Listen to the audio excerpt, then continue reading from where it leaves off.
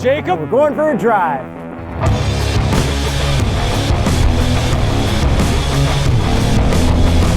'2020 Lexus IS350 F Sport Series 3 all-wheel drive without launch control.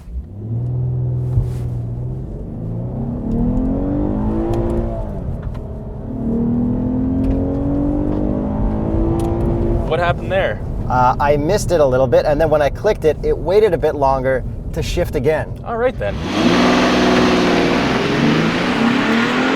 Horsepower and torque. 311 horsepower, 280 pound-feet of torque from a 3.5 liter naturally aspirated V6. So I guess needless to say, this isn't the fastest transmission. No, it's not the fastest transmission or engine. There's pretty much nothing new and high-tech about this at all. No, not really. And you used to actually have an IS350, right? I did. I had a 2006 rear-wheel drive Sport. And why did you get rid of it? I just got bored.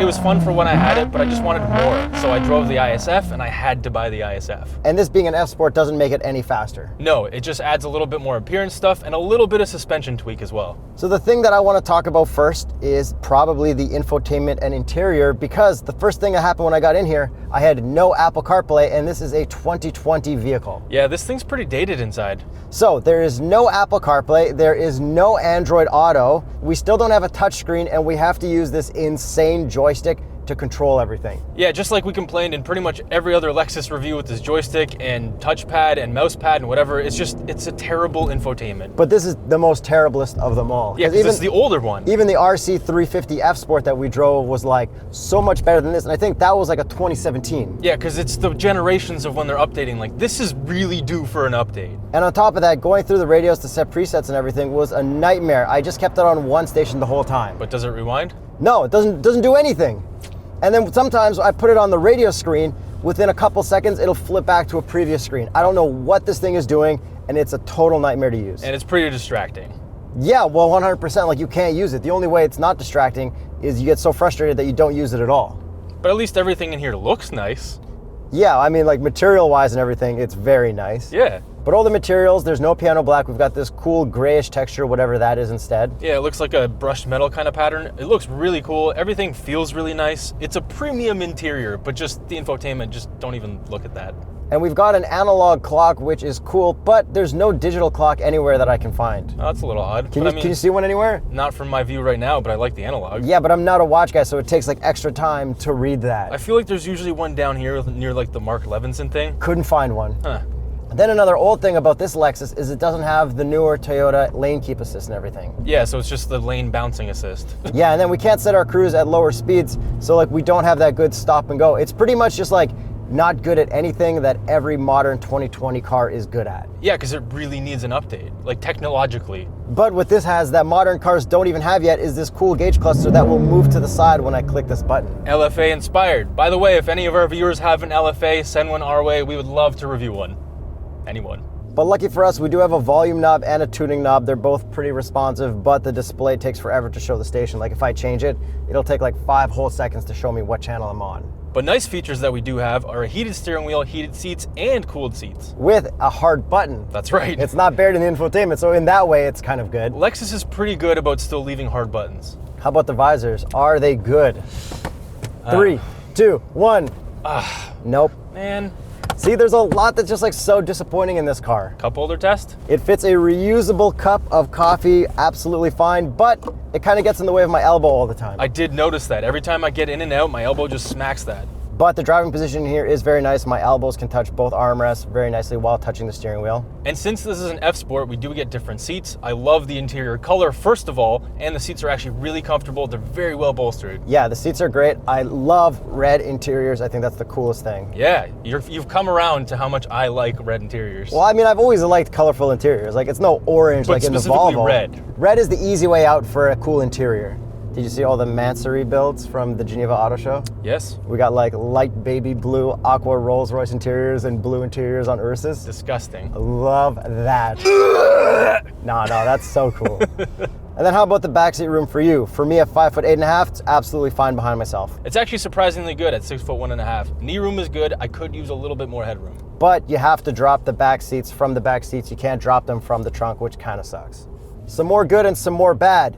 The gauge cluster has a really cool animations every time you switch from mode to mode. So that's good. The bad, The turn signal stock is BMW style, the old style, where if you click it up, it resets to the center and it'll still keep blinking. That is pretty frustrating. The amount of times I've left this blinker going is insane. And then you guys can leave here, but BMW drivers don't use their signals joke. So Yeah, people still make that joke, right? really, I think so. I think so. And to end it off on the weirdest feature that this car has, a rear sunshade. Yeah, press that button for me. Look at that. Pretty fancy, but kind of unnecessary in a car like this. They could have invested that money into Apple CarPlay and Android Auto, and I would have been a lot happier. Because there are no rear sunshades, which would have been also appreciated. It's like a weird carryover thing that somebody had an idea of. I don't really know. I don't either. So I'll give it another little boot in Sport Plus in automatic.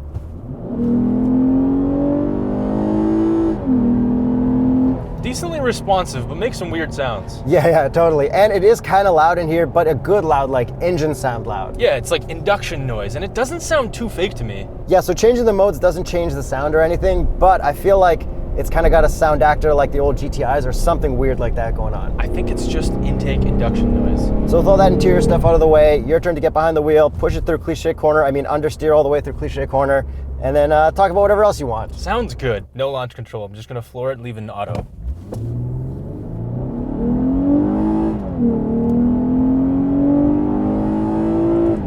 The gears are very long. It's a lot better at auto, but it makes some really weird noises. It does. There's a little bit of rattling and stuff going on. There's like a metal sound in here, but right off the line, it's good. And the engine sounds pretty good. Yeah, because it's like authentic sounding. But right off the line is where I really notice how responsive this is, because it is all-wheel drive. Whereas my rear-wheel drive one, I would do little burnouts here and there, which was fun. Yeah, I was kind of disappointed in this. I'm like, why isn't it doing burnouts? And then, all-wheel drive. Yeah.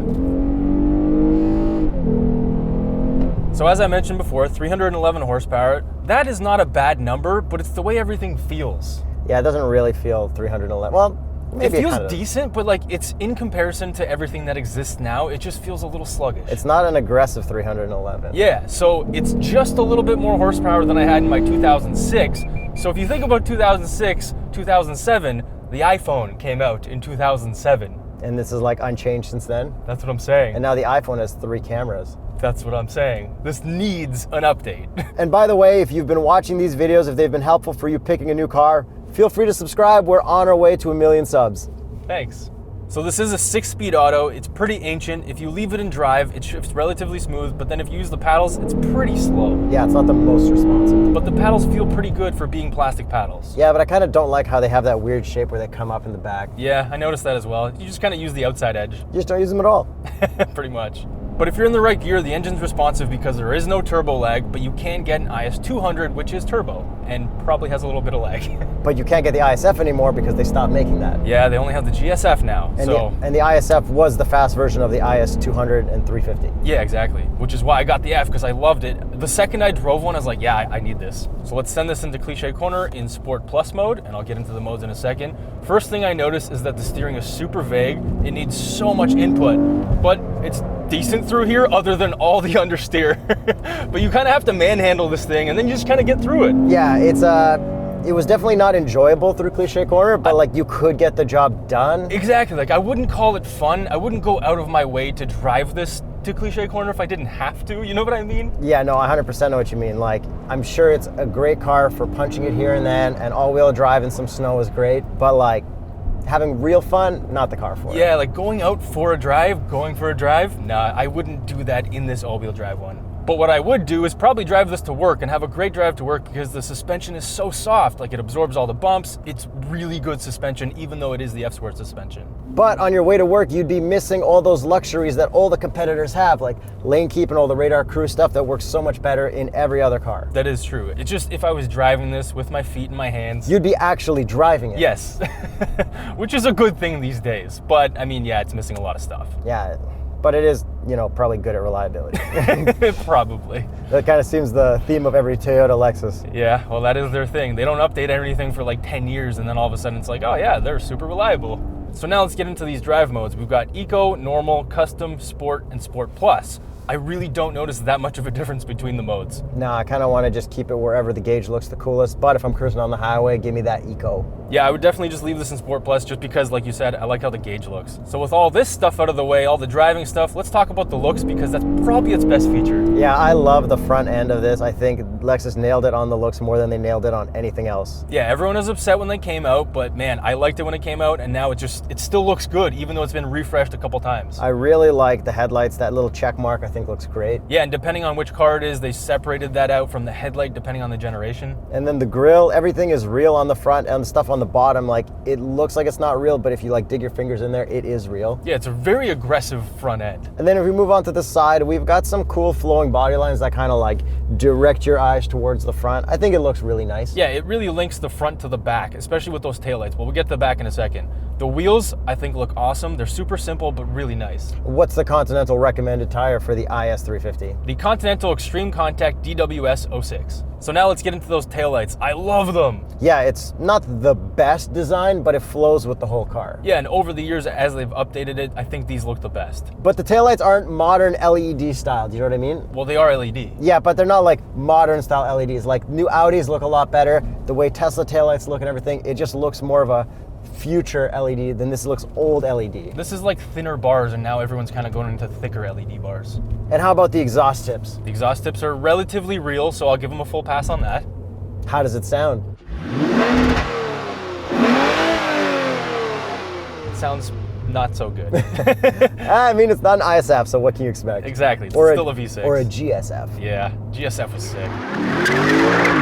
And then we got a little diffuser back there. Overall, I think this thing looks pretty good from the back. And then we've also got a decently resolutioned camera in the back, but no 360. Decently resolutioned. That's what I said. All right. And the coolest part about the looks, not this specific one, Lexus actually made a Sriracha edition 2016 Lexus IS for the auto show. Nice. It had a bunch of crazy Sriracha stuff, like the heated seat button was a Sriracha like flame logo and stuff. They had like flames everywhere. They had green, red. It was actually pretty funny. Did Sriracha fit in the cup holder? They actually made a Sriracha thing, I think, in the back. I forget. Anyways, it was pretty cool. Yeah, overall, I think this probably looks better from the front than most of its competition. Yeah, for sure. It's unique. It stands out. So if you're going to buy this, I think you kind of just buy it for the looks. And reliability. Yes. Presumed reliability. So now I guess it's time for the price. I remember the GSF being a lot more expensive than I thought it should be, so what is this? This one's exactly where it should be. It starts at $53,350. Canadian? And this one is optioned out to $57,200. Yeah, that's not that bad for options. That's exactly where it should be. It's in the ballpark of the 3 Series, the C-Class, the A4. How about the G70? The G70 as well, depending on how you spec it. Kia Stinger? Kia Stinger's actually a little bit cheaper. See, like, I feel like everything you just mentioned is better somehow besides reliability. Oh, I totally agree. So like for me, I would risk the reliability and get more features. I think this is one of those cars, if you're gonna lease versus buy, this is the one you buy and then you lease all the other ones. So if you could have one of the cars from all the competition, which one would it be? I'd probably go with 330i, and I'd still think about the G70. Yeah, I think Actually, no, you know what? Stinger. I was thinking Stinger too, but maybe the 330i. Yeah, 330i is really good.